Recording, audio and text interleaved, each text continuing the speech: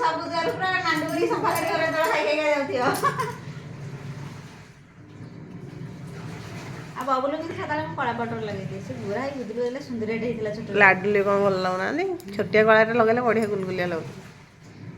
ବଡ଼ କଳା କ'ଣ ମୁଁ କ'ଣ ବଡ଼ କଳା ଲଗେଇ ଦେଉଥିଲି, ଆଗରୁ ଛୋଟିଆ କଳା ଲଗେଇ ଦେଉଥିଲି। ସାନ ମୋତେ କହିଲେ ସାନ ଆସୁ ହଁ ଛୋଟ ପିଲାଙ୍କୁ ବଡ଼ କଳା ଲଗେଇ ବଡ଼ ଦେଉଛନ୍ତି। କଳା ଲଗେଇଦେଲେ ତାକୁ ଜମା ନଜର ଲାଗିବନି, କାରଣ ନଜରଟା ସେତେବେଳେ କଳା ପାଖରେ କିନା ରହିବ। ସେଇଥିପାଇଁ ବଡ଼ କଳା ଲଗେଇ ଦେଇଥିଲି। ସେଇଥିପାଇଁ ଜାଣିକି ବଡ଼ ବଡ଼ ପୁଅ କ'ଣ ଖାଉଛ ଦେଖିଆ, କ'ଣ ଖାଉଛ ଦେଖିଆ, ଦେଖିଆ କ'ଣ ଖାଉଛ ଦେଖିଆ।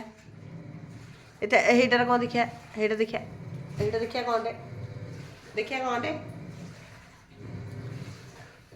ମତେ ଟିକେ